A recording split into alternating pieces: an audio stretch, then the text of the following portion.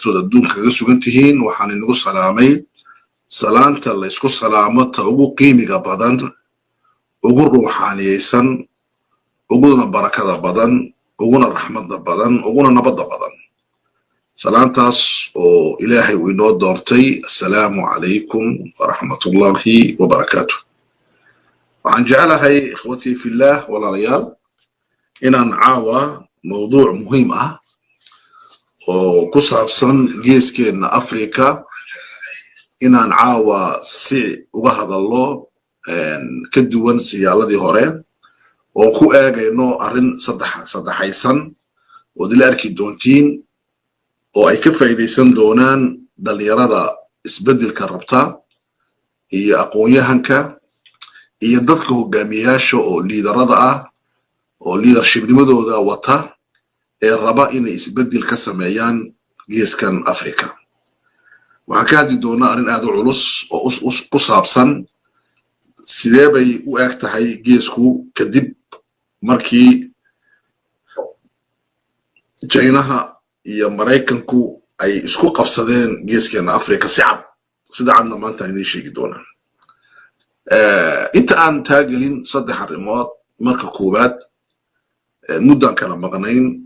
ku kala maqnayn hawada sabab baana keentay waxay ahayd geeridii raxmatullaahi tabaaraka wa tacaala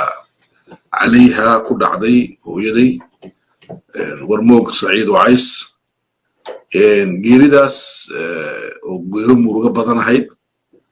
marka loo eego xaaladda aan ku suganahay iyo meesha aan ka joogo iyo sababta keentay asa ahaatee waxaan arrintaasi in badan ilowsiyey oo in noqotay tasliya waxa la dhahdo in aan helay walaalo fara badan oo caalamka ku joogta oo ka qaybgal siyaalo kala duwan uga qayb galay tacsida iyo janaasada iyo ducada iyo aaska iyo warmoog Saciid Wacays raxmatullaahi tabaaraka wa tacaala calayh oo ay tustay inay tahay gabagabadeeda nololeed mid khayr badan oo ku tusaysa inay insha allahu tacaala rabbigeed aqbalay oo jannatul firdaws aanu rajayno sida akaabir alculamaa hadday yihiin carab iyo hadday cajam yihiin waxaa alxamdulilah dhacday inay tacsi u sameeyeen jamaacad waaweyn oo adduunka islaamka ah oo ay ka mid yihiin culummada maqrib oo maqrib dhexdeeda iyo maraykanka dhexdiisaba looga sameeyey Canada culummadaas oo aan wax cilaaqa aan lahayn laakiin magaceega iyo qoraaladeeda akhrisata tacsi weyn bay u sameeyeen khatamaad qur'aaniya bay u sameeyeen ilaahay ha ka abaalmariyo tabaaraka wa tacaala وأنا أقول كلمة العدل والإحسان وأساسي دكتور أم بشاقي وينا عبد السلام ياسين وحكلته إمارتي تعسيدة كقيب قليل علماء وين وإسلاما ودون إسلام كجوكتا وسي خاصة يستعسيد سي خاصة هو يوجد دعي لما أنتو أنوض محنقة يا علماء دينا الصوماليات هو سيدة خاص كا هدي جوغان تركيا هدي جوغان كندا هدي جوغان مريكان كا هدي جوغان maxaan ku dhahdaa dhulka Soomaalida intuba aad bay uga qayb galeen iyakuna dacwaadkooga iyo ikhlaaskooga ilaahay ka abaalmariyo tabaaraka wa tacaala waxaan kaleetoon aad ugu farxay sida ay walaalahay iyo dadkii aan dacwadda soo wada wadnay ee reer Jabuutina ay sameeyeen oo ah wax u qalantara walaalnimada iyo hooyo oo iyakoo dhanba u ahayd ummuhum oo ahayd oo noloshooda in badan wax badan ka soo tartay marka iyakana alxamdulilah khatawaad aan ilaawi karin bay ka qabteen reer Dirdhaba ka mid ah oo iyakuna khatawaad غير caadiya sameeyey maxaa yeelay intii dambe hooyo xanuunsatay Dirdhabaan geeyahay halkaas ku nooleed marka halkaas bayna ku dhimatay alxamdulilah iyakuna si wanaagsan bay uga qayb galeen dhammaantood hadday yihiin maaragtay culummo iyo hadday yihiin siyaasiyiin iyo hadday yihiin rag maaragtay cuqaal iyo aabbayaalbaba oo ugaas Mustafa ugu horeeyo dhammaantood way ka qayb galeen waxaan ugu mahadnaqayaa sida wanaagsan ay uga qayb galeen aaska hooyaday raxmatullaahi tabaaraka wa tacaala calayh kuwa ku farxay inay hooyo dhimatana waxaan leeyahay geeridu wax lagu farxo male miskiin baa tahay marka arrinta koobaadii waxa weeyaan وسيداس dad fara badan oo aan ku qadari kara inay yihiin 100,000 iyo hooyo u duceeyey haddayna milyan ba gaari karin hooyo waxa u duceeyey dad aan maaragtay tiradooda aan la soo koobi karin oo saalixiin ah oo quraan u dhameeyey oo tahriir u akhriyey oo wax kasta uu sameeyey oo maaragtay kala duwan alxamdulillah rabbil caalamiin waan wada mahadnaqayaa madaxda siyaasadda ee Soomaaliya si wanaagsan bay soo tacsiideeyeen hadday yihiin muxaafid iyo hadday yihiin mucaarid aad baan ugu mahadnaqayaa culummada Soomaaliyeed meel kastay joogaan iyaka maaragtay siyaasiyiinta Djibouti anoo kala saarsaareen si wanaagsan oo qaarna ay soo hadleen qaarna ay soo qoreen qaarna ay u soo duceeyeen qaarna ay maaragtay si fiican ka yeeleen iyo soo hadleen kuwa telefoonka soo diray iyo kuwa soo qoray intaba waanu mahadnaqay kuwa dawladda ka agdhow iyo kuwa dawladda aan ku jirin intuu soo tacsiideeyeen marka alxamdulillah tabaaraka wa tacaala taasina waa tallaabo muhiim ay ahayd marka dhammaantiin nin mahadnaqayaa waxay tustay inta la ii kala jiro iyo dadku meesha aan ku leeyahay quluubtooda oo ah hawsha aan dacwadda iyo caqliga iyo ummadda aan u hayo inay dadku qiimeeyeen yaan ka arkay marka jazaakumullahu khayran meel kastoo joogtaan waan inii abaalka waa inii xafisanahay gabay baan soo dhigay maaragtay aad aragteen maaragtay yaala baashkayga gabaygaas oo maaragtay ka hadlayay arrinta ah beerka ka ogsooni beerka ka ogsooni waxaan uga jeeda yani ninba intii uu qabtay maalinta noloshu ay adag tahay beerka waan ka ogahay yahay maaragtay awshii aan meeshaas aan maalintaasi aan ka qabanay insha allahu tabaaraka wa tacaala okay ikhwani fillah taasi waa taas weeyaan ilaahay jannadii firdaws ha geeyo waa hooyaan ilaaweyn oo noloshayda ku lahayd dhin badan oo taariikhdeeda wax badan ku leh oo dhexda u xidhatay inay tarbiyadayso inay koriso inay barbaariso aniga ma ahine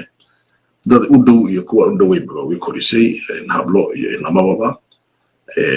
hooyo gurigeega cuntada laga cuno laga dhargo oo lagu raaxaysto yahayd hooyo waxay ahayd maaragtay gacan furan oo wax yar ay haysato aan meel dhigan oo lala cuno ay ahayd hooyo waxay ahayd adag bay ahayd nolosha adag soo martay oo ka soo bilowday inay shaaqiyad u noqoto si ay ii koriso khaadimad buyuutada ay ka noqoto ilaa ay sharshaari ku dambaysay nolosheedu tahay baac mushtar muddo fara badanna ay nolol wanaagsan nagu soo kobcisay alxamdulillah way ka shaqaysan jirtay Djibouti iyo Dirdhabe iyo Addis Ababa iyo maxaan ku dhahdaa Cadan iyo meelahaas oo dhan ay tegi jirtay raxmatullahi tabaaraka wa tacaala calayha wayna soo korisay annaka iyo wixii aan sii dhallaybaba waan intii aan karinina abaal waan celinay laakiin ma filayo wixii xaq nagu lahayd inaanu celinay jazaahullahu khayran intaas waxaan ka baxayaa wixii hooyo ilaa u naxariisto arrinta labaad waxaan ka arkay meelahan la iska daawado oo maaragtay internetka sawiro aan fiicnayn oon anigu aan shaqo ku lahayn waxaanan rabaa inaan laba arrimood dadka u sheego horta arrinta etika akhlaaqdu waa muhiim qof haddaad ka soo horjeedid caqligiisaad ka soo horjeedaa maaha jirkiisa iyo abuuritaankiisa iyo noloshiisa khaaska ah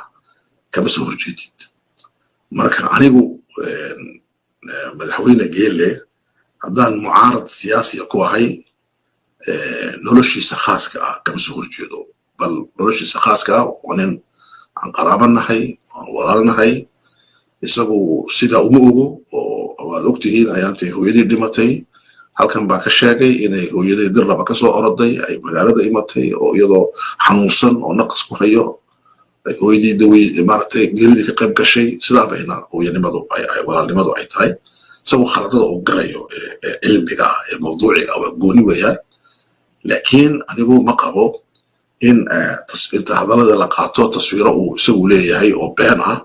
in la dul dhigo taswiirtaasaan arkay arrintaasna dadka sameeyey waxaan leeyahay waa qalad sidaa daraaddeed ما أقولان دونه هديتو هذا الآن لاهي أنت الله استعماله إن الله استعماله سي أخلاق ذاك سهور جدا وأشكتن كده دون أريتاس مكاسات رادين هذا لذا وح عين كاسية وح ونعكسن معها دقن كإسلام كانوا كمو ونعكسنوا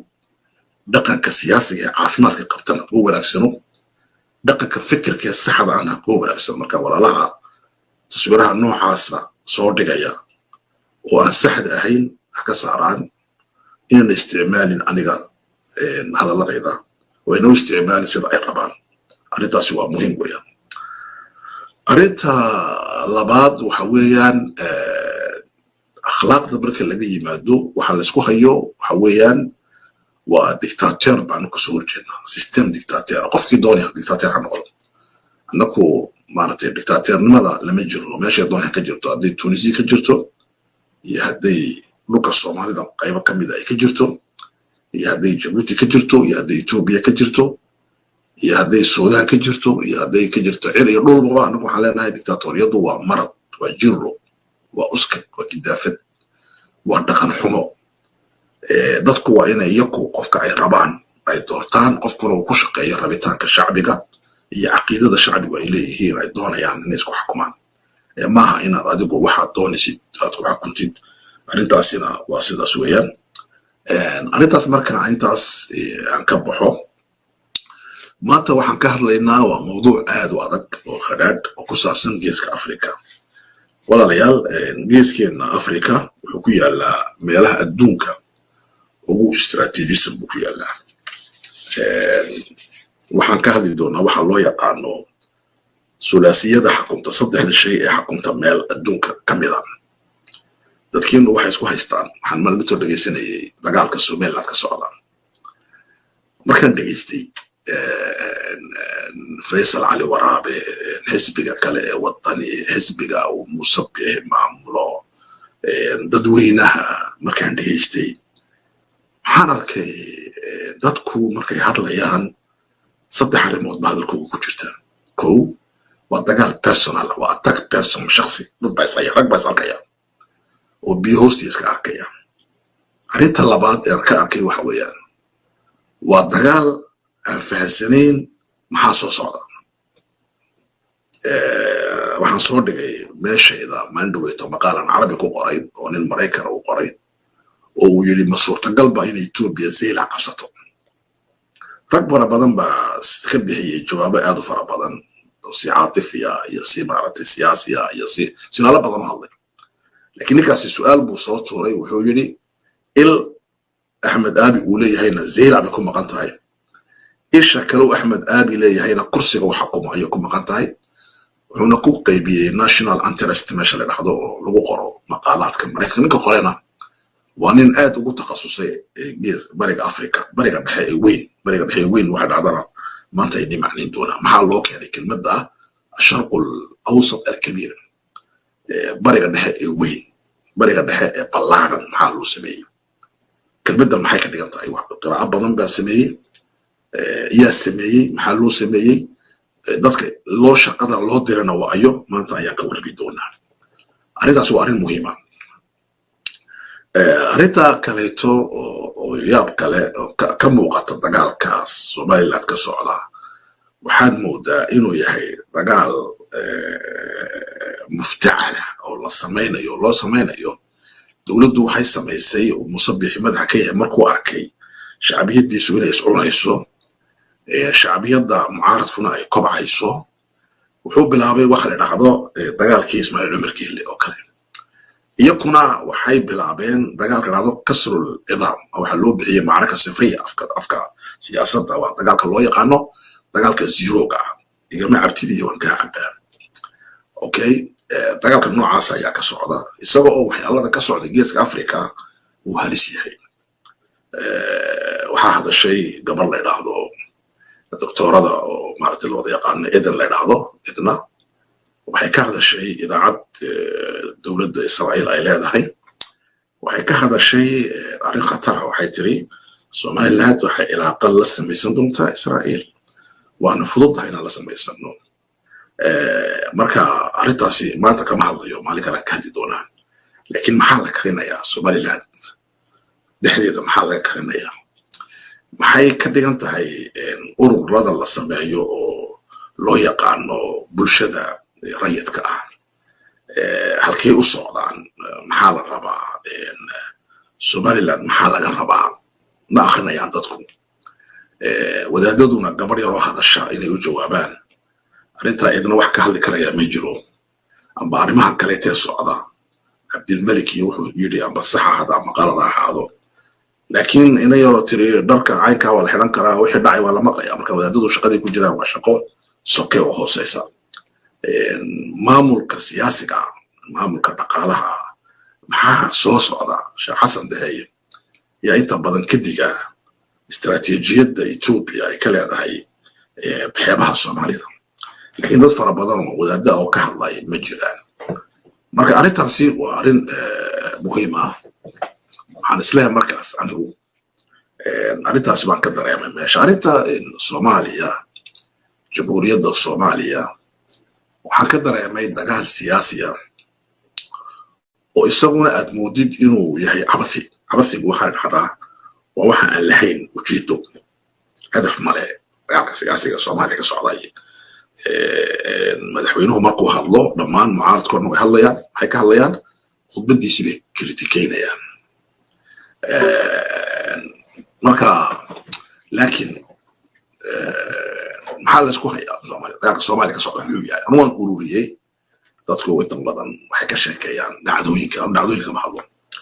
afkaartan taxliiliya waxaan ku soo ururiyey dagaalka Soomaaliya ka socda siyaasigii waa viilaha Soomaaliya يعني كرسي على شو هي بس ما كرسي أقوم يرسم لما أخنيه كرسي ما حكتم بيا لما أخنيه كرسي ما حكدونيا لما أخنيه ددوينها دباتوين كهيستا لما أخنيه كرسي أسبال شو هي كرسي على طول فريو يا نقضي كل شيء ما حكم يرسم كرسي كان ما حنسان ما تودي دونه وحكى الله ويريح marka arrimaha Soomaaliya ka socday arrimahan caadi ama marka Djibouti imatid waxaa jira dhowr arrimood oo muhiim ah waxaa jira nin la yiraahdo Ismaaciil Cumar Geele oo aad u xanuunsan oo xanuunkiisa ay akhrinayaan wadannada waaweyn Francisco xanuunkiisa wax badan buu ka akhriyay مرايكن كانوا أخرية إثيوبيا نوى أخريسي حتى إريتريا أخريسي سعودية أخرية خليج كأخرية تركيا أخرية إيران بأخرية لأنه أهمية دائما ماشوا لا تسمى مارك أكيد إنه يا قحرة اسماعيل عمر قال حنون كهيا وحنون عن عادي هين وحنون أي أكتها الدولة فرانسيسكو حنون كاسي وحنون مركبة وكمبليكي ويان وحنون لح arrimood ku meersan sida aan ka aqriyay taqriir hoose oo sirri ah waxa weeyaan xanuunkaasi waxa ku jira jilbaha waxa ku jira wadnaha waxa ku jira pulmoga amba maartay qabsinada naqaska waxa ku jira maartay manaacada oo yaraatay difaaca jirka wax badan كم مرسن اسماعيل عمر كيلي وعذر إلهي بكينا تبارك وتعالى كما فرحينه وحنون رجينا إنه الله الشافي سبحانه وتعالى لكن عذر كان اسماعيل عمر كيلي هيا وحو أبوري واحد نعضو دقال السياسة ديد وقودها يدي بدبا دقال كسياسة ديد دي بدأ يقودها كأبور مي وحاو كان سادي وحلو يقعنون الصراع بعد كيلين marka siraacaasi waa siraac isaguna islaahay dadka akhrinaya ay ugu yiriin geelle wuxuu la mid ahaa mubaarak madaxweynaha Masaalida oo xataa khaliifadiisa isagoo uu rabo oo diyaarin Ismaaciil Margeelino ma diyaarin qof isaga bedeli karaya markuu u sheegay qolada la yiraahdo Jean Africa oo ku yiri kolba yar baa soo saari doonaa أنا هو أخرست هذا واحد سميه ده فربضان وكمل يعني كحكومة بوركا عم بدي كده جيبوتي أو بكر لنحضه ده كأود وضع ama uu soo salaaxa ay ka mid yihiin dadna iyakaa isa salaaxo iswadwada oo moodaya in la wadwado sida Ilyas Muuse Dawaale wasiirka maaragtay maaliyadda laakiin arrintaas waxay keentay inuu dadka loo sameeyo wax dhado siraac muftacala dagaal been hayag waxaan meesha ka dhacaya geeska Afrika wax la socda ay baba jiraan reer Jabuuti jaadka iska cunayaan iska barjeenayaan qaarna gaaja dishay qaarna waxay ku mashquulshan yihiin axzaab yar oo iska kartooniyo oo meelaha yaryaallo oo qaarna la ictiraafsan yahay qaarna la ictiraafsanayn waxaasaa lagu mashquulshan yahay wuxuu abuuray jawi la kala cabsoodo oo dad baa xataa iyagoo Maraykan iyo Kanada jooga ka cabsooda nin buka oo dhacdo Ismaaciil Umar Geelle nin jiran oo xanuunsan oo ilaahay aanu baryan inuu caafiyo okay Ismaaciil Umar Geelle markaas waxa weeyaan wuxuu abuuraa dagaalka wahmiga ee beenta wuxuu sameeyaa matalan waxa cajiib ah waxa weeyaan inuu wasiirada ugu roon ah inuu eriyo Cabdikariim Sheer ninkaas waa nin reer Jabuutiya waa nin iska basiita iska wanaagsan waa dadka anigu u yaqaano waa naajix iyo waxaan jiray markuu ka shaqeyn jiray wasaaradahaas maaliyadda iyo meelaha lacagaha lagu hayo waa nin aqoon badan leh dhinaca maaragtay maaliyadda iyo wixii maamulka waa technocrat waa nin technocrat ninka technocratka waa nin akhlaaq leh anigu waxaan aqaanay muddo badan laakiin saaxiib maan ahayn mar buu maqlay inaan saaxiib lahay qof isagu una jeclayn xagga itigii akhlaaqda uu naco ويمدي فعلا ونيلها وحنا يقول شيخ محمد الله هبل بلا صاحبته بلا صاحبته ما يبغى يقول لكن ما سصعنا صاحبنا الصوت ولا شيء ما كاس بيقول لي ما كنت جعلها هي لكن ما جعلنا قف كان سعودي ما صدق يبغى يقول لي انت اصبح ولي الشيء كان ده مرتبه نرش هذا لكن انت كلامنا نرش هذا شيء بس كسلام يجرني نكاس با لغيري شقديسي حلوغيري انا ونغناهي wax badanna bukaacay naga sheekaysay ilaahay subxaanahu wa ta'aala ka balmariyo waxyaalo badanna waan ognahay oon sheegi doonaa waqtigeega waxyaalo badanna hore waxa uu sii sheegay ahayd halgama daahir ama daafsa u taqaanaan marka waxaas waa siraac dadka loo sameynayo marka dadkii waxay ka sheekeynayaan mijiidii waxay ka sheekeynayaan iyagoo mishaarkooda dib u dhacay oo FMIgu ay qortay IMF-tu in Djibouti ay ku dhacday dariiqii mishaarada dadka ay waayeen oo waxyaalada keeni doona ay ka mid tahay ilaa maaragtay lacagtii waddanka la boobayo waad ogtiina in lasoo saaray in mishaarka wax laga gooyo waad ogtii waa lasoo saaray mishaarka wax laga gooyo waxa ka xun in sare loo qaadi doono cashuurii oo dhan wax kastaba cashuurtiisii kor loo qaado iyagoo oonan dadku mishaar fiican aynan haysan markaas arrintaas iyadoo ay jirto ayaa loo abuurayaa siraacan muftacalka ah ee beenta ah dadka lagu mashquulinayo madaxweynaha baarlamaanka madaxweynaha maxayda way shireen dowladda inay qabtaan bay doonayaan maxay u jeedaan waxa la sameeyaa dadka loo yaqaan cayayaanka maaragtay cayayaanka elektroniga ee internetka oo dadka inay baahiyaan doonayaan oo qaarna tuuq qaarna kontra waan ku horjeeday waa la jiraa baa loo abuurayaa siyaasaduna arrinta way ka culustahay waxa geeska Afrika ka socda arrimaha socda waa taas weeye Ethiopia sad ogtihiin dagaalaha ka dhacay qowmiya oo ehliya oo Soomaalida iyo Anfarta dhex maray dagaalka iyadoo lagu mashquulshay yahay dagaalkii weynaaye Ethiopia Tigreeg uu dhacay dagaalkii weynaaye Tigreeg Ethiopia wuxuu keenay in Ethiopia ay soo durugto oo Tigreeg u soo gaadho 300 kilomitir iyo jabada Oromadu magaalada Addis Ababa kadibna in dib loo ceshaad ogtihiin oo imika haddana ay soo laba kaclinayaan meelo qaar soo qabsanayaan Tigreegi marka dagaal waxaa ka socda Ethiopia ado waan ka cabaa iyo igmacti dagaalka Ethiopia ka socda ma aha dagaal sida dadkiinu u macneeyaan Ahmed Abiy Tigray ama dagaalku ma aha Tigray iyo Ahmed Abiy waa gacan Tigrayguna waa gacan kale Tigraygu dowbay Soomaalida wahaayeen iyo Ahmed Abiy ba cadow ku ah Soomaalida iyo Xamar iyo Hargeysa iyo Djibouti iyo laga akhriyaa shiradu taas ma shiradu waa wax kale oo taa ka weyn mas'aladu intaa way ka culus tahay سيوقع علوستهاي ما أنت نسلاكي دونا. أوكي. إنتاس مركان isla aragnay ummadda geeskeena Afrika maxaa ka socda. waxaa kaloo jira inay shirshirayaan reeruhu way shiraan. waxaan ogahay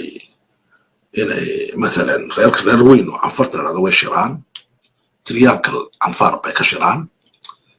waxayna isku arkaan inay dagaalka Ethiopia ay ka noqdeen lafdhabar. waxayna ku taliyaan ina guushan la gaaray lagu dhiso guulo kale. waxaan maqlayaa inay jiro shir kale inuu ka dhaco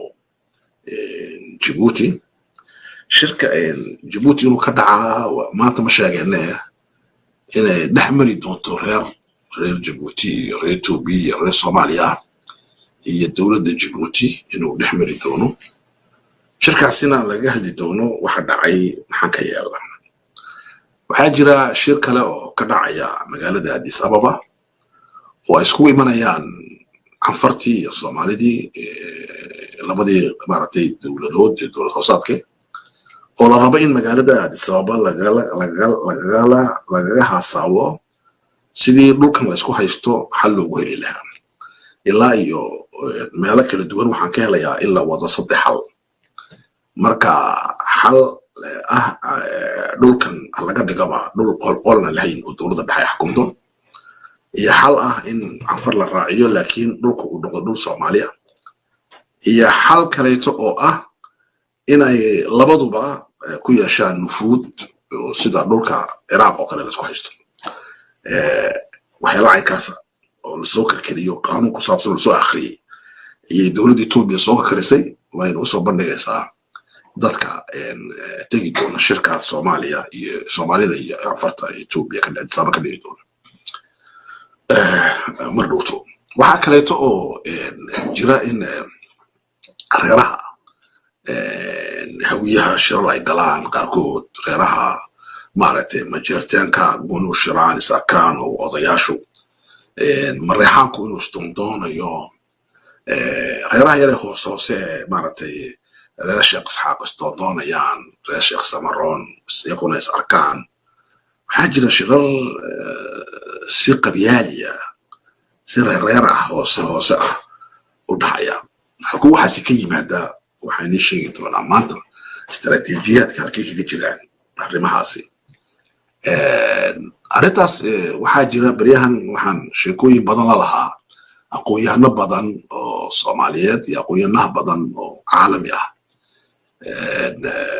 waxaan la sheekaystay nin walaalkay ah oo aqoon-yahan Soomaaliyeed, magaciisa inaan sheego ma rabo laakiin waa nin muhiim ah oo culus. waxaan ka sheekaysanaynay reer galbeedku see u arkaan Soomaaliya. wuxuu yidhi ninkaasi waa nin wadannada reer galbeedkana in badan ku noolaa, ogna maaragtay wax badan. wuxuu yidhi waxaa jiray buu yidhi berigii Butrus Qaali uu xukumi jiray jimciyadda qurubaha ka dhaxaysa. waxaa ka dhacay buu yidhi waxaa socday dagaalkii Balqaanka ama dagaalkii Serbiga yaa socday. Butrus Qaali wuxuu ku fikiray inuu taariikhda ku galo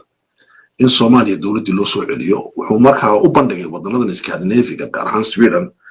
inay arrintaasi ka sameeyaan barnaamij weyn. lacagtii baa la bixiyey, xoolihii baa la dhigay, shirarkii baa la galay. 22 nin oo aqoon-yahanka mustashriqiinta ragga Soomaaliya ku takhasusay baa loo yeedhay. 2 nin baa Soomaaliya ka inta kale waxay hayeen dad maaragtay reer Yurub iyo Maraykan iyo Canada iyo adduunka yimiday. raggaas markii shirka ay galeen waxay soo saareen 2 arrimood. taas ay noo muhiim ah. waxay ahayd Soomaaliya dowladda loo dhiso si degdeg ah iyo waxa loo qabanaya shirka. arrinta maxaa ka dhalatay marka ikhwaani fillah? shirka markuu muddo badan socday oo waraqado badan la akhriyay waxaa ka soo baxday Soomaaliya dowladba kama burburinay maxaa dowlad lagu dhisay. arrintaas waa muhiim. waa qiraa'atul gharbi lis-Soomaal. reer galbeedku see u akhriyaan dadka Soomaalida. waxay yidhaahdeen war Soomaaliya wax dowlad la yidhaahdo oo ka burburtay ma jirto. maxaa ka burburay markaas? waxaa ka burburay system dhowr qof ay haysteen ay ka faa'iidaysteen. sida imikaba meesha ninka qabsada uu reerkiisa u qabto wax walba Soomaalida kala tahayba. marka somaliland markuu musabix yimid dadkoo dhan maxay dhahdeen musabixi bilaabay dhul qaato wuxuu bilaabay inuu maxay sameeyo wuxuu bilaabay egsalo hadlay inuu dad u magacaabo inuu reer magacaabo jabuuti maxaa ka dhacay yani ninba maalin dhawatay soo qoray magac buu soo siiyey 25 qof oo magacadooda meelaha ugu khatarsan jabuuti xakunta waa ismaaciil umar geeri dad qaraabo la marka waxa weeyaan dawlad maaha waxa ka burburtay wuxuu waa koox baa ka burburtay wadanka haysatay okay taa isla garteen marka dawlad dadku ay lahaayeen oo milooyacada ilaa raskumba laga lahaa oo dadku ay jeclaayeen inay ka burburin Soomaaliya kama burburin lidalika dadku waxa arkaysa markay Soomaaliya burburinayeen sida baray ilaa naarsan bulad warwaraqadaha dawladda maxaa dariiqada u daadinayeen war wuxuu wixii isagu wuxuu haystaa dadku inuu wuxuu yihiin laakiin xamsad baray uu ogaa in dadku dad dawlad la aynan ahayn dawladnimadu maaha sida aanu haysanano waa nimaha maanta ka sheekay doono iyar marka maxaa ka burburay Soomaaliya buri koox inta ay wadanka qabsatay wax walba yeelatay kadibna wixii ay yeelatay kuna xaday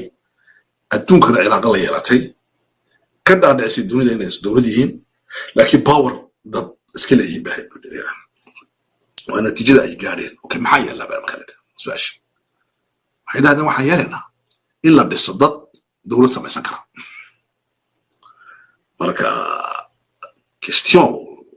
su'aashu waxa weeyaan maaha dawladda Soomaaliya in loo sameeyo dhahdeen dad dawlad samaysan kara samayno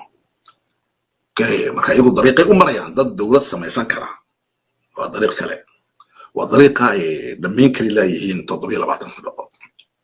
49 ilaa maanta yaa shirka la galaa urura la sameeyay iritaaj magac badan leh barnaamijyo loo kala dhiibay projectyo loo dhiibay ururka nabadda la sameeyay ururka horumarka la sameeyay civil society baa la sameeyay mujtamac dhado rayidka la sameeyay waxaas oo shaqooyin baa loo diray shaqooyinkaas waxa la rabay in la sameeyo waxa loo yaqaano mujtamac samayn kara dawlad marka watii marka dhacday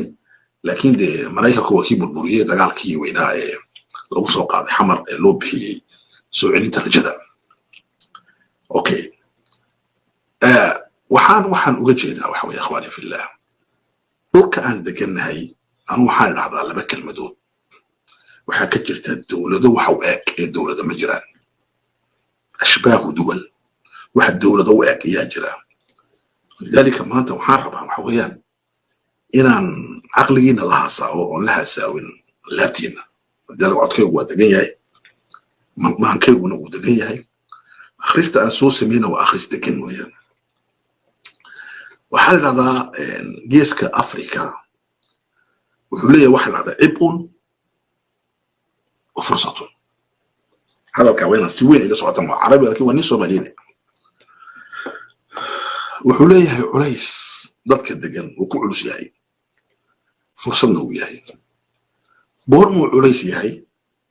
بورمو فرصة هنا وكبر بدونها لكن كلمة داس وكلمة كجرته يعني محاكو هذا جغرافيا سياسية جيس كان أفريقيا يعني هاد يجر مركز جيس كأفريقيا لقال waxaan akhriyay ilaa iyo 17 maqaal 17 article oo ka hadlaya geeska Afrika muddo 7 cisho imika nolosheeda kamid ah laakiin maqaalaadka waxa ka wadaagaan laba arrimood waxay wadaagaan waxa dhada waa maqaalad istiraatiijiya marka istiraatiijiya ka hadlayaan laba waa maqaalad political ah maaha maqaalad sheeka ama marka maxaa iga soo baxay maqaaladaas kelmadda ay neesha ka soo baxday ana ka soo saartay waxaan u bixiyay alqarn al-afriqi cib'un wa fursatun geeska Afrika waa cib'i waa culays iyo culays ku yahay waa neesha saddex qol culays ku yahay iyo fursad u yahay dad buu fursad u yahay okay waxaan kale oo akhriyay visionka Mareykanku uu ka leeyahay geeska Afrika waxaad ogtihiin Mareykanku wuxuu magacaabay 9 bilood ka hor nin la yiraahdo Jiver Veltman 9 bilood buu shaqeeyay kadib shaqadii waa laga eriyey waa laga joojiyey hawshii ninkaasina culus buu ahaa 9 bilood buu ku jiray waxa loo yaqaano Dihab iyo Abhaivia oo maray cawaasimta geeska Afrika intuu mari karay oo dhan dhulka istiraatiijiga oo dhan una ziyaartay madaxda oo dhan oo la kulmay dad fara badan dagaalkii Ethiopia ayuu dhameyn kari waayay marka waa loo yeedhay shaqadii waa laga joojiyey maxaa dhacay markaas hadda arrinta muhiimka waa tan weeyaan waxaa dhacday waxaa la magacaabay nin kale oo culus oo isaga kasii culus oo magaciisa la yiraahdo David Satterfield David waa safiirkii Mareykanka ee Turkiga arrimahan la sameynaya arrimo caadi ma ninkani safiirkan loo magacaabay geeska Afrika inuu shaqo ka qabto wuxuu ka soo shaqeeyay Turkiga arrimaha dibadda ee Mareykanku istiraatiijiyadda ay leedahay had iyo jeer waxa weeyaan mutakhasisiin baa loo dhiibaa shaqada qofka loo dhiibayo qofka la keenayo Soomaaliya ee ka noqonaya safiir waa nin Soomaaliya yaqaan ma nimika baranaya Soomaaliya ma sidoo kale nin miiska ka fadhiyo loo yeedho ama nin quraanka dhigayta loo yeedho ama nin meel fadhiyo loo yeedho laga dhigayo safiir ma asaas Afrika ma asaas qofka safiir laga dhigayo waa nin mutakhasis ku ah mawduuca loo dhiibayo okay waxaa dhacay ninkan David Turkigu safiirka ahaa 40 sano yuu ka soo shaqeeyay diblomaasiyadda Mareykanka wuxuu ka soo shaqeeyay Turkiga wuxuu ka soo shaqeeyay Sacuudiga u fiirsada meesha la keenay iyo meel uu ka soo shaqeeyay Sacuudiga ka soo shaqeeyay wuxuu ka soo shaqeeyay Suuriya wuxuu ka soo shaqeeyay Tunisia wuxuu ka soo shaqeeyay Lebanon Iraqna wuxuu ka soo ahaa ku xigay safiir intaas safiir ka soo waa muddo 40 sano ah ayuu diblomaasiyadda Mareykanka dhex fadhiyay David ninkaas waxaa loogu yeeray inuu noqdo mabcuuska arrimaha ergeyga arrimaha Mareykanka ee arrimaha geeska Afrika la socaya inta uunan Mareykanku Jever Veltman bedelin una magacaabin David Satter una magacaabin Velet ninka intuuna magacaabin Mareykanku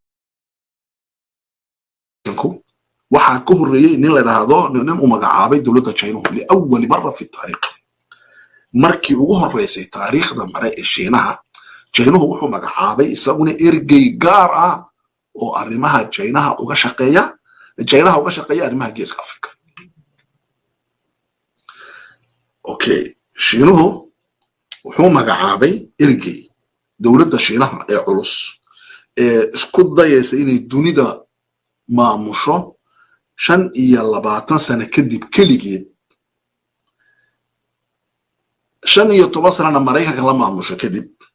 dawladda isku dayaysa nagu guulaysa waa goori weyn hadalkaan qorta 15 sano kadib dawladda Shiinuhu adduunka kaligeed inay maamusho doonaysa inay ugu weynaato aqwa dawla fil caalam 15 sano kadibna inay Mareykanka dunida la maamusho iyo rabtaa 15 sano maanta kadib dawladda sidaa u fikiraysa waxay soo dirtay nin xisbiga shuuciga ah ka alaf dabar dhaqaalahana mutakhasis ku ah security nationalka Shiinahana ka soo shaqeeyay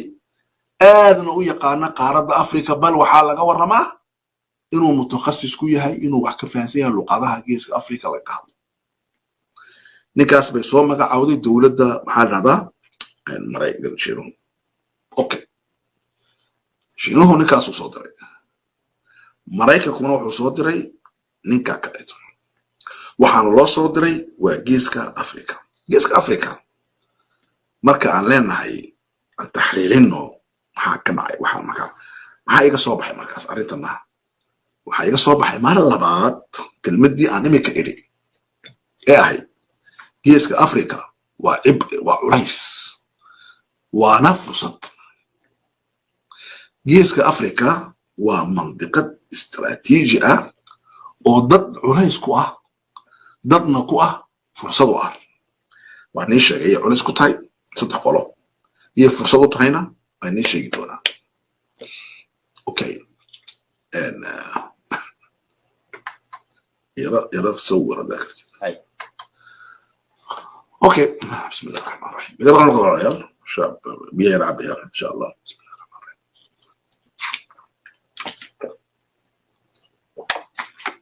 الحمد لله الرحمن الرحيم مالك يوم المسلمين.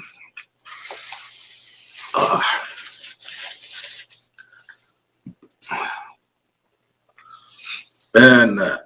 كيسكا ان افريكا waxaan dhahnay ikhwaani fillah waa culays waana maxaan dhahnay waana fursad wuxuuna iga soo baxay 17 maqaal ee ka akhriyay geeska Afrika ee ay qoreen culimo istiraatiijiga iyo siyaasadda ku takhasustay oo ajam iyo carab isku jirta iyo waxaan idhi geeska Afrika waa fursad waan idhi markaan maqaalaadka akhriyay kadib markii aan arkay raggan la soo diray Giver Veltman taariikhdiisa waan akhriyay ninka shiinaha taariikhdiisa waan akhriyay ninka la yiraahdo David Setter Veltman maartay Veltna taariikhdiisa waan akhriyay markaan taariikhdoodii daba goray waxa ii soo baxay in uu yahay geeska Afrika meel aan caadi ahayn. Okay kelmadii fursad xajista kelmadii ahayd en culaysna xajista laakiin kelmad saddexaad baa imika aan soo tuuraynaa. geeska Afrika waxaa la yiraahdaa waa mantiqa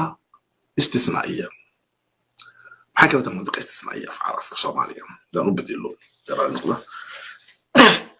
mantiqa istisnaa'iya waxay ka dhigan tahay waa deegaan waa gobol exceptional waa mantiqad gaar ah mantiqadaha kale dunida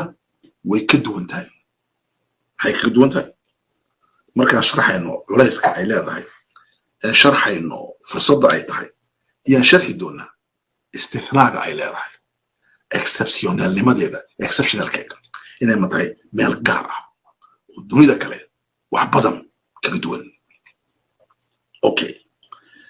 anagu markaan degannahay geeska Afrika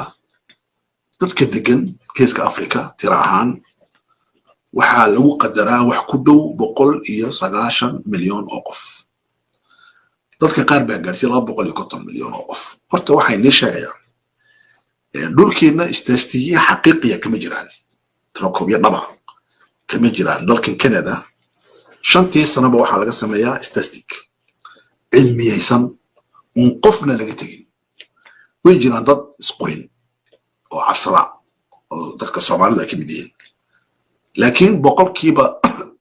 90 dadku way isqoraan. لو بي ما دا قال لو ما قرا على ما تريو ورقدا ويمادا نك صحفتي وي متا بو قرا وري مسقبا كو دغنتين محضرتين دينتين وا maxay luqadiina labaad maartay ingiriiska farsiga soo raacday maxay tahay maxaa afka isku fahantiin maxaa cudur qabtiin maxaa wax walba waa la tira kooba istastiga bay dawladuhu ku dhisaan istiraatiijiyadkooda. marka annaka istastig ma jiro Djibouti istastig runa laga sameyn Soomaaliya istastig runa laga sameyn Ethiopia istastig bana yaaba lagu salayaaba oo waxa ku tusayna banta istastigu waxay dhahdaan kaniisadu waxay tiraahdaa boqolkiiba 45 ilaa 50 dadka Ethiopia waa Kristaan boqolkiiba 30 waa muslimiin inta kale tana waa biladiin. muslimiintuna waxay dhahdaan boqolkiiba 65 waa muslimiin boqolkiiba 25 waa Kristaan boqolkiiba inta kale tana waa biladiin. waa laba استاتيك مسلمين اوفيسيالا ومجلس الاعلى مجلس الاعلى الاسلامكو markuu hoos ugu warramay tirada ugu sheegay markuu kor u qaadeen wuxuu dhahaa boqolkiiba 40 waa Kristaan boqolkiiba 40 waa muslim inta kale waa gaalo abiladiin. shirkadaas waa istaastiga Ethiopia dawladda la leeyahay boqolkiiba 100 milyan 120 milyan 110 milyan saa loo sheekeeyo istaastig xaqiiqi oo ka jira Ethiopia ma jiro qof walba lama taaban. إذا جيسك أفريقيا بروبلم كيسو وحويان ومال اكسبشنال أو سيجارة وموضوعيا. أوكي وحاجرتا ولا ليال مركا هنطول إنه ما أنتين آخرين قراءة عن صوت ديالي يمكن بلا ويا عجيستا وحناخرين دونا إن جيسك أفريقيا وحولية صدق حد موت صدق حد موت كان آخرين إنه وحنكو آخرين قراءة أنو بحي القراءة الثالثة إلى سؤال لكتر كي أخرستي دو وأخرسنا صدحات waxaan iska deynaa laba akhris oo dadkeena inta badan ka dhigaysto akhristu kubad oo akhrista ideolojiga qofku hadduu qof ka soo horjeedo wuxuu sheegay oo dhanba oo wixii uu qofka uu kaga soo horjeeday uu weynayay unbuu sheegay wax kala ma aqrinayo وعيتميا وأمانيا وعيتميا وأمانيا وعيتميا وأمانيا وفانيا وعيبينيا وديليا ونولينيا وحاسو شكرا حدا قراءة إيديولوجية واللي كتير إيديولوجيك سيد واحد آخر نيسا تقرأ إيديولوجيا وادو ياهي سكو فكرة تين ولا ما نيسا هذا كلا فكرة تين ولا عايسا بس ما ينتهوا لكن قراءة دي صدح هذا وين نغم قطعي حتى ذاتك الشيكتة إنه قراءة علمية سمينيا waxaan dhegeysanay meel loo taqaano qoyaana oo meel ka soo galay waxay ka horjeedaan farmaajo kulligooga farmaajo masaxiyeen qolo kale aan dhegeysanay oo dowladda la jirta kulligooga mucaaradkay masaxiyeen هذه القراءة نسميها نحن قراءة إيديولوجية قراءة صدح ما قراءة كوبادي واتاوية وقراءة خاطئة بكل المعايير وخلطتها ما كان لو ايغو نورميدا ادون كودن قراءة ما dadka amaankooga dhisaysa قراءة maaha dadka fikirkooga dhisaysa قراءة maaha dadka tusaysa hagee loo socdaa maxay hor yaala dhibaatooyin si aan uga bixi karaynaa ma akhrinayso akhrista labaad waxa dhada akhrista caatifiga waxaan jecelahay ma sheegayna siday nala tahay ma sheegayna si waxiin ma sheegayna نقرأ الحياة كما نحب نشوف على خلصان دورنا markii aan qoray maqaalka Ethiopia may qabsan kartaa Zeylac may qabsan kartaa hal yumkin Ethiopia an tahtalla Zeylac waa su'aal cilmi ah su'aasha u baahan caatifo dadka ii jawaabay waxay ku leeyihiin ma dhici karayso ku jibinayna Ethiopia u burtay kullaha wasaan doonayna ma akhrina Ethiopia warun maanta ma waxaan ku qoray maqaalka gabagabadiisa waxa ay tusaysaa waaqica maanta Ethiopia inay wax qabsan karin laakiin taasi kama dhigno in Ethiopia qabsanin اوكي انك واحد انك مقان واحد لو يقانو في العلم السياسي واحد لو يقانو القراءة الموضوعية للأحداث والوقائع بعدوين كدونيدا كداعية واحد لو أخريا سي أوبجكتيفا عاطفة ولا لا سارة هذا أدوك تجري النعم يسيد هذا كوت الله هذا جعشان هذا كوت الله هذا محاكة جعشان هذا كوت الله هذا نعت هذا كوت الله هذا أورما جعش هذا كوت الله هذا نعم هذا كوت الله هذا عفر جعش هذا كوت الله هذا على كوت الله سومالي هذا جعش هذا كوت الله هذا نعم هذا كوت الله فرماجة هذا جعش هذا كويا الله هذا نعم هذا كويا الله اسمع ما هذا لجست هذا كويا الله هذا كسر هذا كويا الله وحيالات الضلك يضدك كدعية كيف نقرأ سيروا آخرنا ما هي المعايير نورميات لو آخر كلام حيتاي هذا هو القراءة marka laga qiraa'ada caatifiga ee la hadalka ee maartay wax waaweynaysi tuhawile wadan burburaya dhaqaale u sameysay wadan dhaqaale lahayn dhaqaale ka burburisa ma huwa qiraa'a cilmiya ma qiraa'a cilmiya ma qof ba maartay wuxuu jecel yahay duu sheego ma qiraa'a cilmiyaas kan waxaan u bixiyay qiraa'adan maanta aan soo bandhigayo al-qiraa'a asalisa qiraa'ada saddexaad maxay sheegaysaa أخرست صدحات وأخرست إيديولوجيا عن كشقينين عاطفة عن كشقينين ما كشقين غير صدحات أفراد ما كشقين سام أوكي قراءة صدحات تركيبي وين واحد نحير دم بيسكو دريسا جيسك أفريقيا ما هم ملكو تعالى حديث مارس هذا جيسك أفريقيا حكوية على قارة أفريقيا وعنا بضع عصب دوليا لا عرب ونعلاق لليه إذا مشاكل كعرب تي مسلمين تايستي جيسك أفريقيا وايستا مشاكل كجيسك أفريقيا هايستانا عربتا يا مسلمين تو هايستا قف كده وكلا ساريا أداوي لسا أنت تفكر في الفراق بين فيدا كفكر لسا وكوين تكت والله بغو جيسك أفريقيا وعمل ضد إلى شران ضد كاسينا أدوكم أركيان ماشي أركيان وماشي أبحي وين علمي سياسة ده ما تأكل جيوغرافي بوليتيكا الموقع الأهم من الإنسان وموقع لوكيشن كامبلاسمادا يا وكم مهم سيء هي قفك جيس أفريقيا كنا مهمة تذكرني محرض أمريكا كدستي جيبوتي تذكر كم مرسن دجن قبل كاس دبيرجو يو هريريه لا يدور عليه أفقر الناس في العالم ويه وضدك أدونك وفقير سن ماشي أمريكا هو حكومة بيا مليارات دولارات أو أمريكا هذه سنة وفاق يكاجون ما كان ذاك سوى ماركيو ماشي أركيا أمريكا هذا مهم متي تكفر جيبوتيا وحاول مهمة ماشي أو مهمة maraykanka muhiim maaha xamar waxaa u muhiima xamarkay ku taallaa maraykanka muhiim maaha barbara ma dadka barbara ku nool somaliland muuse biixi baa booqasho ku tagaya maraykanka oo ictiraaf doonaya muhiim uma tihid maraykanka waxaa muhiim u ah barbara muhiim u ah waxa maslaxadda maraykanku ay sheegayso samayn doona maraykanku laakiin adiga maslaxadaada marna ma samaynin waxa muhiim ah waxa weeyaan inaan garanno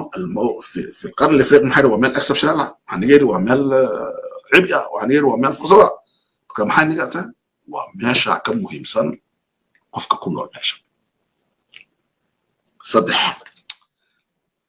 maraykan iyo reer galbeed iyo adduunkoo dhan wuxuu arkaa geeska afrika mandiqatu amnin waa meel security ah security weeyaan securityga dhaqaalaha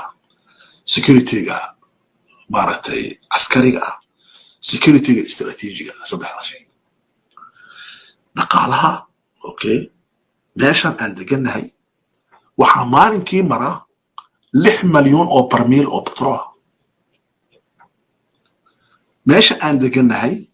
khilaaf baa ka jira xagga shiifarka ah raqmiga laakiin waxaa la isku waafaqsan yahay 26 ilaa 20 milyan boqolkiiba 26 ilaa 20 boqolkiiba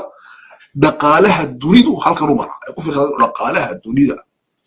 التجارة العالمية يا ميشن مرتا كم حكى ماشي وحويان وأمني بقالة كجرة ولذلك أنت اللي سميه مرة خبيت واحدة برعة بدات يا لوي من ديش لو دق لها برعة بدات واحد صناعة غربية رجال بيت كسميه مركز رجال بيت كسميه ويسود دقان ماشي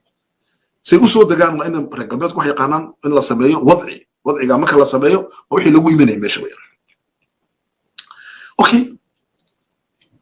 maxaa markaa ka dhashay waxaa ka dhashay fursad bay dadka helaan dadna maxay ka helaan culays bay ku noqotay marka maxaa idhay arrinta saddexaad ee bariga geeska afrika uu leeyahay waa meel istiraatiiji ah dhinaca securityga bis u ahna dhaqaalaha u ahna istiraatiijiyaadka caalamiga u ahna siyaasadda arrinta afaraad ee ugu dambaysa waxa weeyaan waa meel laga ilaaliyo تانيجا مقرن سومالي ولا مركا ما هيان ومال لقى إلى عليو إن ديب دم بأي أدالاتو هرمر إسلام أو كذا شو بريغا ده وحال هذا نيكي لورنجري نين رئيس الوزراء كان جري ما يجلس أبو يسي بيه يمكن ضلك إنجليز كان كم سجال بقوليو tobankii ilaa iyo siyaasha xukumi jiray dagaalkii kubadda adduunka yaa yidhi adduunka waxaa xukuma adduunkana ku noolahay waxaa xukuma xadaaradda ka talisa 3 meelood xadaaradda ka talisa badda madow iyo mediterraneega baxr abdulwasiit iyo badda cas saddexdaas xadaaradda qabsata dunida xukuntaa civilisationada adduunka halkaa baa laga sameeyay lagana xukumi jiray weligeed taariikhda min faraacintii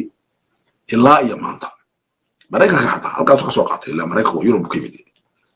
marka haddii la rabo adduunkan in la xukumo waa in laga celiyo hadalkaa buu ninkaasi inay xadaaradi ka dhalato 3 meelood magaca islaamka laga cabsanaya la sameeyo okay marka قراءة عن كأخرية نقل لحظة داود أوغلو وبروفيسور تركيا كتاب يبدأ بقري لكن مربو محاضرة كسمية ماليزيا جامعة ماليزيا العالمية سياسة كده يجري استراتيجيات كده يجري محاضرة وسمية من مالدو تأخرية محاضرة وسمية وحوجري إمكانية التحول في العالم الإسلامي صورة تقل متى العالم الإسلامي ونس بديلو ay dawladdu way ka soo baxdo waxay Turkiga laga fiirnayo ayaa kala ka shaqeey doonaa wuxuu markaa ninkaasi waa suurtagal mana hana suurtagal waxay noqon kartaa buri markaa lagu guuleysto in dawladda macna leh laga sameeyo badda cas iyo badda mediterraneega iyo badda madow waa istaraatiijiyad sheekadu sheeka cawrad maaha waxa la isku hayaa maaha reer xakumaya waxa la isku hayaa maaha dhul waxa la isku hayaa waa badana macna leedahay marka meeshan waa meel laga ilaaliyo meelo kale meeshan adoo aad fadhidid بربرة وحنو إمتى إمارات كسائم كنيش يجدون قرفانيا 400 مليون 440 مليون دولار بماركت شيء واحد بدل المدينة عايز بس مجرد بوصاصنا 600 مليون حما جيران جيبوتي بإمارات كو إمتى بوركي لو ديبي ويكشقيسي حما قبل ونظام الغيري حما جيران واحد ماشي كان عايز مجرد إشكال يبدو وحما مركز إخواني في الله قراءة دي نصر هذه waxay akhrinaysaa mowqica qiraa'ada saddexaad waxay akhrinaysaa plasmaaga waxay akhrinaysaa locationka waxay kala akhrinaysaa mowqicii marka la akhriyo macno weyn ma sheegay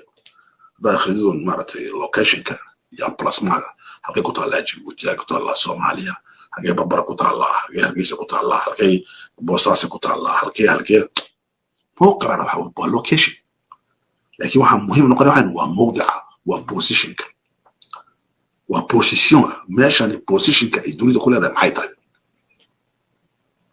تعالوا خلينا نقرا هذه الصفحات معي اماراتكم ورت متى عنان غير جيبوتي غير صوماليا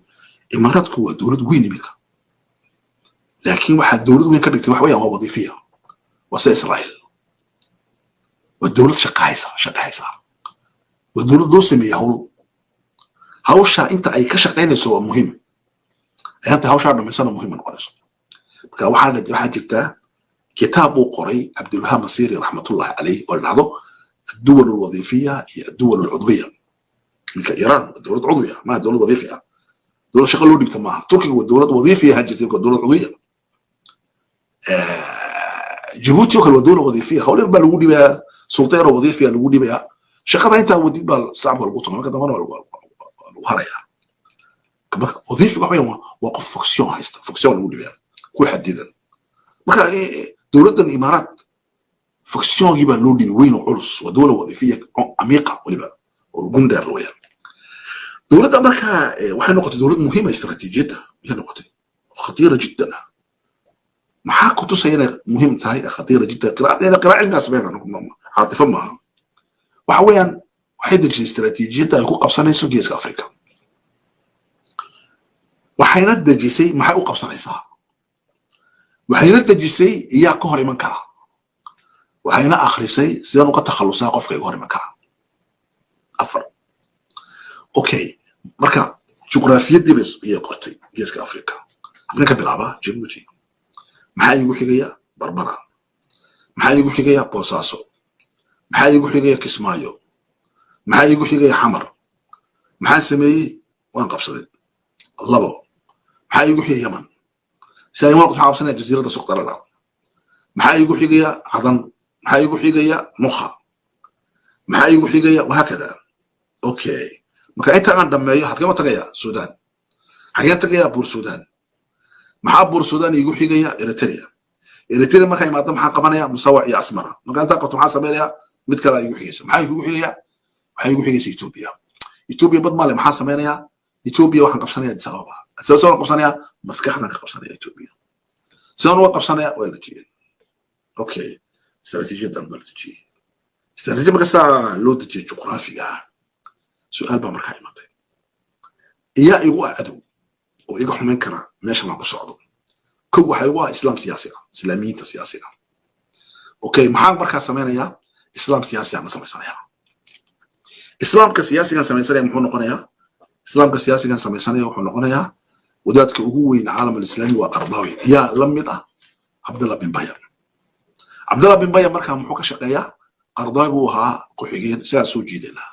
سيبا لسو جيد مركا عبد الله بن بايا يا لوسني أورر وين إسلامي waxaa looga yeedhay Mareykanka iyo Canada iyo Europe iyo caalamka oo dhan dadkii lacagtoonka ahaa ee mashruuca najixinayay jimcada qurumaha ka dhaxaysa Abdullah bin Bay la geeyay wuxuu ka hadlay as-silm nabad uu ka hadlay Abdullah bin Bay Israa'iil buu ka soo horjeeday in Israa'iil buu la jiraa Abdullah bin Bay Falastiin buu la jiray in Falastiin buu ka soo horjeedaa Abdullah bin Bay Hamas buu la jiray in Hamas buu ka soo horjeedaa wuxuu isbedelay boqolkiiba 80 xafidahullah ajiib subhan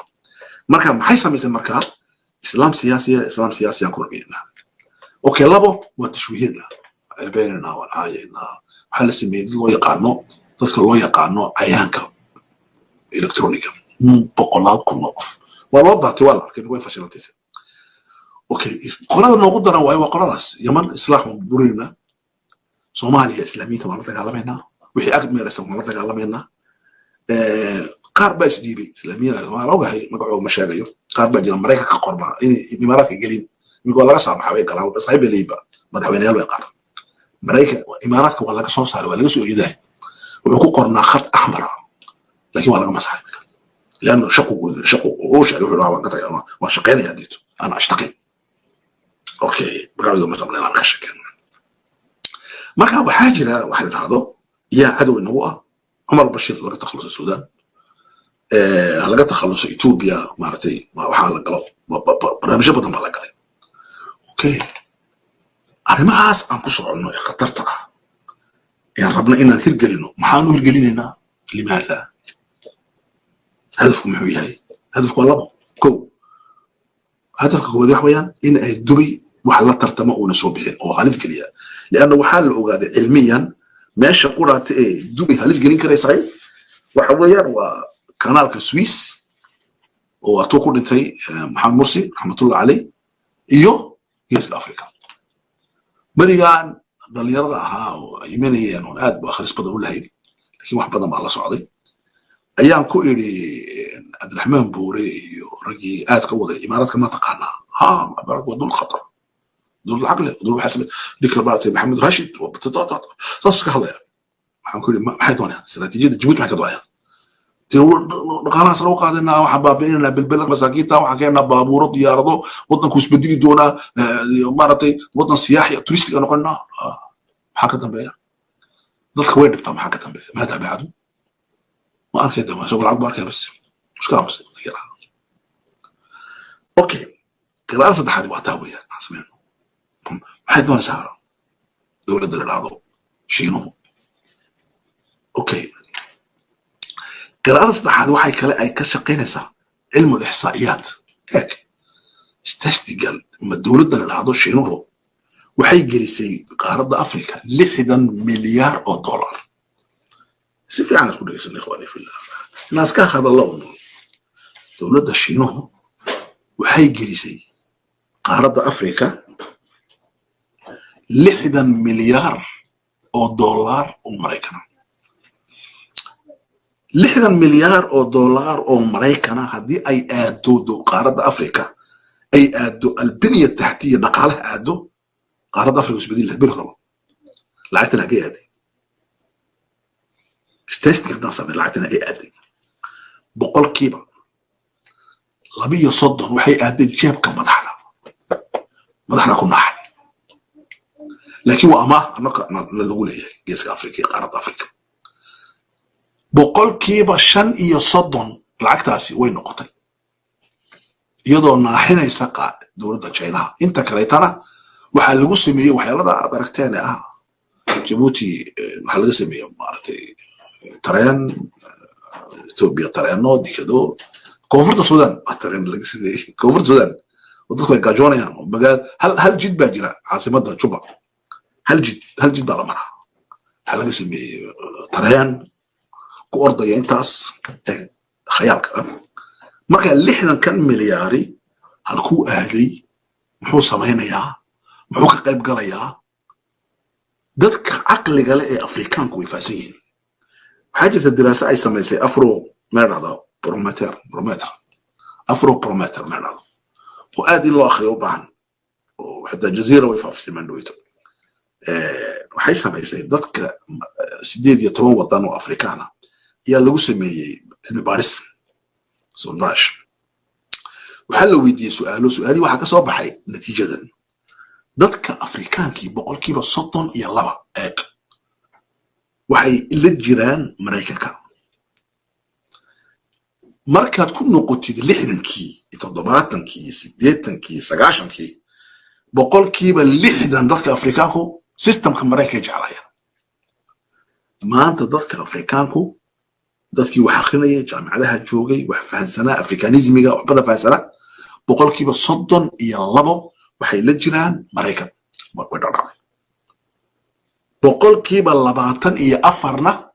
waxay la jiraan China marka shiinuhu shacbiyadu Afrika ku leeyahay waa 24%. Maraykankuna shacbiyada uu ku leeyahay qaaradda Afrika waa 32%. Okay, laakiin tirada cajiibkii waa tan dadka Afrikaanka ah 68% waxay la jiraan dimuqraadiyada in Afrika dhalato. Okay, dadku iminka iskuma xirayaan dimuqraadiyada iyo Maraykanka wax ilaaqo ka dhacaysa ma jirto. Waxaa keenay waxay ku xiran tahay mowdica positionka ka sheekeyn doono iyo meesha la abcaadu waxa weeyaan dimensionka meesho maxay leedahay waa sheegi doono wardhowto. Okay, waa qiraadina saddexaad leena statistic baa sheegana soma 68% dadka Afrikaanku dimuqraadiyad bay doonayaan, laakiin Maraykanka waxaa la jira 32%. marka ilaaqa kama dhaxayso dimuqraadiyada iyo Maraykanka, ilaaqna kama dhaxayso wax kale. mid kala sheegana dadka Afrikaanka 81% diraasada ay soo saartay Afrobarometer ay soo saartay waxay ka soo horjeedaan 81% الرجل القوي nin xoog weyn oo waddanka qabsada sida Ismaaciil Margeelo kala ama sida Musabbix doonaya qof kaligii xoog weyn dad kale ay daciifiyeen. waxay doonayaan mu'assasa qawiya, qof ma doonayaan, waxay doonayaan dowlad qawiya. marka saa daradeed 24% Shiinaha ayay la jiraan 24%. kama dhigna 24%. markaas maxay ku tustay inay 30% ay diidan yihiin ninka qawiga Shiinuhu la jiro. Shiinuhu wuxuu taageerayaa nin qawi ah inuu waddanka haysto,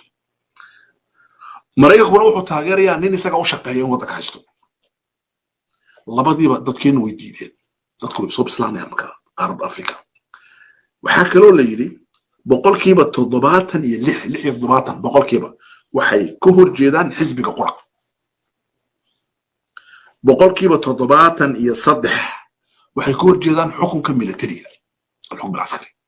marka qaaradda Afrika waxaa la yidhi waxaa jira waxa la yiraahdo laba arrimood oo geeskii loo ka mid yahay akhristi waxaa jira waxa loo yaqaano النضج السياسي. dadku way soo bislaanayaan. waxa ag socota التململ السياسي. dadku waxbay diidayeen. idan waxay yiraahdaan culimadu marka la isku daro tamalmul siyaasiya diidma siyaasadeed loo geeyo bisayl siyaasadeed maxaa dhasha waxaa dhashay yiraahdaan arrafdu siyaasi. siyaasadda dadku waxbay diidaan. arrafdu siyaasi maxaa ka dhasha laba shay baa ka dhasha tawrad dadku inay kacaan amba waxaa ka dhasha wax kaloo ah inay dadku bislaadaan ay dhahdaan dariiqadana soo fadhiisin kana iska helin ama qofka xisbigan iska helin. marka qaaradda Afrika naxwa nudji siyaasi bay u socotaa geeskeena Afrikana waa ka mid ah. marka qiraa'adiina saddexaadii waxaan uga jeedaa wax ikhwaani fillah geeskeena Afrika waxaa ku nool dadka 180-200 milyan oo bini aadan ah. waxaa ka mid ah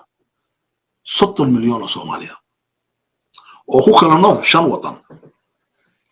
waddanana ay ka yihiin madax, waddanana ay ka yihiin lambar culus. waxaa ka mid ah dad ka badan 15 milyan oo Afar ah oo ku nool waddanno ay ka yihiin lambar culus iyo waddanno lagu guumaysto sida Eritrea. kay waxaa jira markaas geeskeena Afrika waxaa jira waxa la yiraahdo oo akhris inooga baahan dadka intaa leeg ee meesha degan halkay ka jiraan siyaasadka dawliga. waxa weeyaan waxa la isku hayay waxa weeyaan waa ikhwaani fillah waa culayskan. su'aashu waxaan imanaa locationka aan ku naalo iyo positionka aan haysano iyo dimensionka aan meeshan ku haysano geeska Afrika. annagu haddaan nahay soo cid u noqdo soo culays u noqday cid isoo noqday culays u noqday. su'aashaas aan uga jawaabo waxaan u baahanahay inaan ka hadlo iyo culays horta ku yahay saddex qolo culays ku yahay nishay kow shacbiga oo dhan culays ku yahay.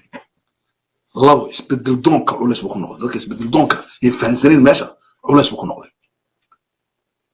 saddex iyo culays ku noqday wuxuu culays ku noqday dadka raba amba dawladaha muslimka raba inaan helno laba arrimood حالنا إن كحرونا دكتاتير دبدلفك دكتاتير كدبدلفك أن كحرونا استعمار كينا كحرونا لا بدأ شيء ناس كحرو تذكر علاش بكون جيش أفريقيا علاش بكون يفصلون جيش أفريقيا وفصلون جيش أفريقيا أفرقوا قرضوا كبادي وحوي والقوة العظمى دولتها وهوين سو واحد لا يرمى إن الشينية مريكا كيسلفر يعني جيبوتي دور كون أو مريكا هي أتمنى كون أورشينا هي فرنسيسكي هي جابانكي هي جرمالكي هي محاكو هذا جابانكي هنا يوم فرديان جيبوتي عجيب سماه فرصة وطايقة waxay fursad u tahay wixii aan sheegay laba iyo fursad kale u tahay waxay u tahay alquwa saa'ida quwadaha soo kacaya sida Turkiga Soomaaliya Djibouti iyo Imaaraadka Iran Israa'iil iyo wixii laha macna alquwa saa'ida alquwa iqliimiya saddex iyo fursad u tahay waxay u tahay fursad maafiya alcaalamiya dadka loo yaqaan maafiyada internationalka المافيا العالمية وأيوه وضدك الدولة ده إسكندرية الدولة ده هين مجا الدولة ده كوش قيسته كو أنا واحد هاي أوكي أفر واحد هاي الحكام الضعفاء حكام تضعيفين تاع سمعوا حكوفانا وحسوك يعني جاباني روسيا أمريكاني بلانسو كان محوكيه دلال حاكم ضعيفة مصبي حكوفانا بربران كان إمارات كان معيار بالنموذج يعني صورنا وحكنا صورنا أنا غفار يا بلا استراتيجية وماذا تريد الإمارات؟ إمارات واحد وانا ساعة إنه كادقته ما ليس يحسو مركا قرأني نصد حادي واحد ساعة ماشان إيه فرصتها هي أنا كنتها عبء ولا سي كنتها أنا تجابك الوحوية استثنائي من خوي منا محو قبل محي جيسك أفريقيا نقطة مال إكسبشنال وحكدقة مال إكسبشنال وحويان أخواني في الله إكسبشنال وحكدقة وحويان صدق كو dadka geeska Afrika ku nool isbedelka wala waxay ka fikiraan maxalli bay u fikiraan ninka doonaya inuu isbedel sameeyo waa inuu noqdo qof local maaha inuu noqdo qof maaha regional waa inuu noqdo qof local regional caalami qof shaamil waa in indhahaagu arkayaan kull al-ab'ad dimensionadana waa in arkaysid maxaa dhacaya oo dhan ab'ad oo dhan juqraafiga waa in arkaysid juqraafiga siyaasiga ah ee gobolkaaga waa inaad la socotid كما يسبدل سمين كريا اوكي دتك مارت ان يسبدل سمين نوريا ايش انكو هيا اسمعوا قال كليكي ويداليا دتك وين يسبدل سمين دوريا مصبح ما اجا ويداليا ما اجا فرماجه ويداليا ام اجا يوم معارض محافظ حماه وحساد لا ابعاد متنوعه arrintaasi waa muhiim jiddan dadkaasi bay u tahay maartay maartay inay ka faa'iideystaan oo ay akhriyaan oo isbedelkaas istisnaa weeyaan meesha waxba ka dhacay arrinta la jirta oo cajiib ah weeyaan arrinta yaab kale waxa weeyaan الصراع الصيني الاماراتي وتشاينا وامارات وقطر وتركيا وامريكا وفرنسيس ويونيون اوروبيان وطلياني وكسودر ومحرت وايران واسرائيل حقيسكو هايستان ماشي بسكو هايستان بضلها ماشي بدتها بالمدب بضعص انديان اوشيان انت راسكو هيا جورنال كسو بخ دلك امريكا او مخابراتنا عن دوله لهين wuxuu sheegay jaynuhu wuxuu rabaa afkimbi inuu ka sameeyo geeska Afrika caalami ah Mareykankuna wuxuu rabaa inuu ilaaliyo deganaanta geeska Afrika afkimbiga Mareykanku wadana la fashiliyo la dhicisayo ajaayib adama la socota arrintaas meel ma socotay soo wala socon afkimbiga uu jaynuhu wada muxuu ka dhigay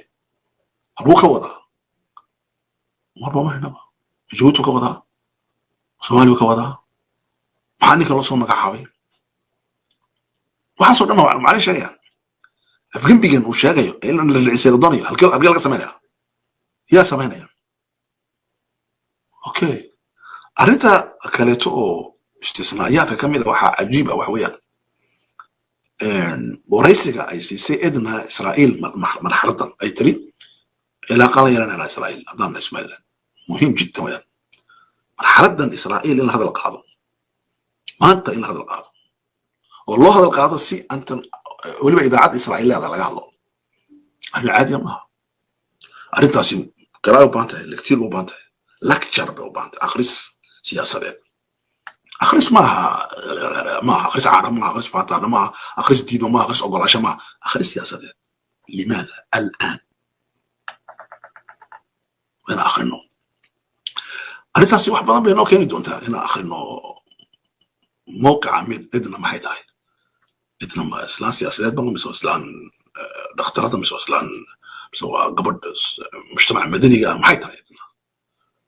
هالكي جوكت إدنا الدولة العميقة القبيلة العميقة الفكرة العميقة وحنو لنا آخرنه بان حنا بدن بان لنا آخرنه أنا نرشة إسكحد الله وما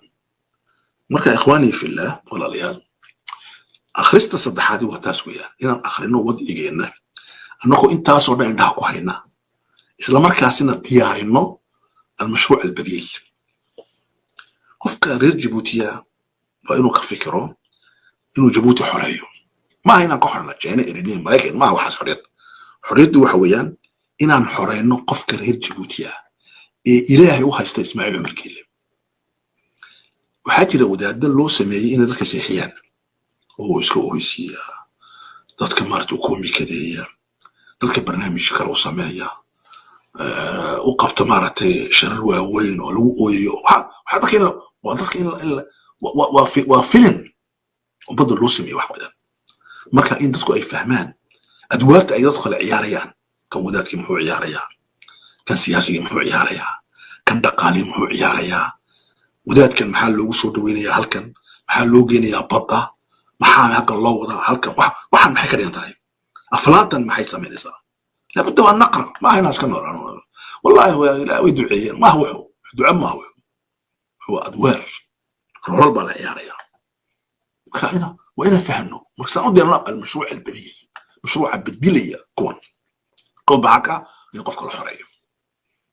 qofku goormu xorooba markuu halkan ka xoroobo حاجة قفكو سوق حلوبها وإنه فهمه وضعنا سوق وضعه فهمي كرا أنا واحد فهمه آخرية ودقيشته أيضا ما هذا دقيش لنا تذكر أي تمي تذكر أي معارض محافظ حبنا هذا واحد بش شيء تصفر سمات مع آخرنا يوم فأولي ليه جورنال آخرين مجلد عن آخرين مقال عن آخرين كتاب عن آخرين فأولي ليه عن محاضرة علمية دقيسة جامعة تجين أو صور دقيسة علمي فأولي ليه مال laga niqaashi afkaar caalamiya aan dhageysan waqtiga uu ka qaato qofkaas waa ada waqtiga ku ciyaaraya waqtiga qaali weyn la tadhabu ila haula halkan saan xoreyno la budda aan fahano waqtiga suu eegay maanta waqtiga inuu suu eegay waa khalaad waqtiga lix bilood kadib baan isla eegi doonaa Djibouti oo bila mashaara isla akhrisan doonaa insha Allah waxaan isla arki doonaa lix bilood kadib Somaliland oo maartay meel kala socota waxaan arki doonaa lix bilood kadib Soomaaliya oo sidaan ay tahay si ka dar ku socota arrimo caadi maaha geeska ka socda arrimo adag baa soo socda geeska Afrika arrimahaas waxay u baahan yihiin in insan kala xoreeyo bidaayatu tagyiir min al-insan isbedel ma doona qofku inuu isbedelo qofkuna dayas ku bedelo dadka isbedelo way badan maanta laakiin sabab isku bedeleen qaar ma garanayaan sagaashanadii sideetanadii annaka noo imid oo oran jiray islaamka soo cilmiyo diinta ka shaqeynaa bal la ka shaqeynaa iminka waxa ka shaqeyn ma garanaysid iminka waxa ka shaqeyn ma garanaysid way isbedeleen laakiin way isku bedeleen inxitaat hoos buu dhacay qalad iska dhistaan daar iska dhistaan iska nool yihiin iska ciyaaraan أين الكلام الوعظي وانتي دغالكي جهادكي فكرتي ومضى كرو قادنا أوحي خواني مش جوكتين ما سفاده معها ولذلك وحنا خدونا محاضرة إنه وصل صعوته وحنا خدونا أسئلة مبعوث كمرايكا كويس غفلة مبعوثة إذا قرن من ياخدونا حبالو سوبيلين يمكن ديفيد ساتر بلد وكشقنا خريدتي ساخدونا وحكنا خدونا نيكا جيناها سيارة وحالو سوبيلين كتبنا سيدي بيقو جوابي دونان سياسيين تجيس أفريقيا يسلك دونا halkaas baan ku joojin laamaanta kelmadeena salaad casab ay tagaysa waa maasantiin jazakum allah khairan سيدا نبت قليو ينولي كورنتي السلام عليكم ورحمة الله وبركاته.